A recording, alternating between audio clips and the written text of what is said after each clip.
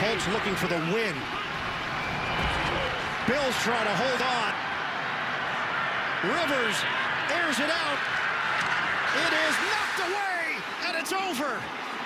It took a quarter of a century, and the Buffalo Bills have won a playoff game.